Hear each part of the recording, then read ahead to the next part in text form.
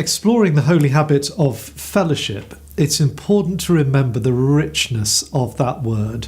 In Greek, it's the wonderful word koinonia that speaks of a complete sharing of life. Sadly, so often in our churches, we've reduced fellowship to a bit of polite chit-chat over a tepid cup of tea.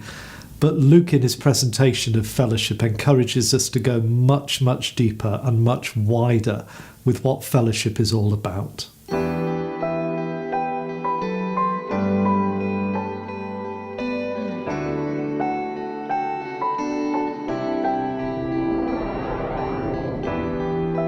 Of all the holy habits, fellowship is the one that I find personally most challenging. Fellowship can be very invitational, so for example, people are inviting people to film nights and bowling nights.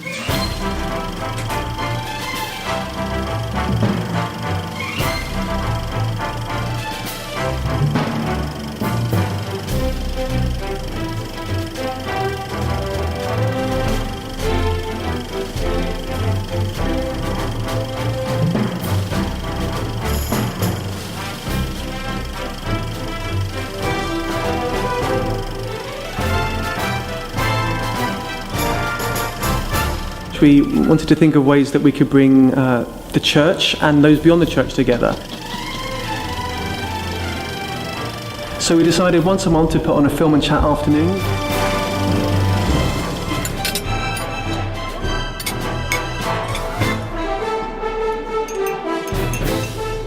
Fellowship, after all, I think is about meeting God in one another.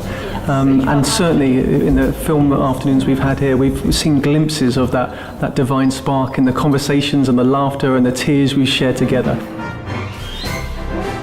I encourage you to try something like one of these film and chat afternoons, and you may well see friendships flourish and faith deepen across your church and beyond.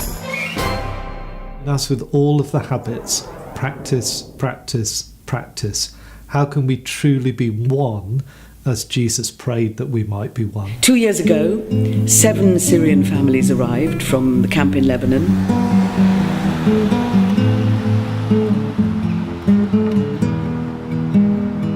They needed to be welcomed, they needed to be helped to integrate into the community, and of course the main need for them was to learn to speak English. Tears too, because of course sharing their own experiences of what they've been through is part of their gift to us. But there are other ways in which we can do this as well. For example, street pastors out on the streets in the middle of the night are forming community. So again, as with all the habits, we need to think broadly, imaginatively and creatively how this gift we treasure within the church can be offered without the church as well.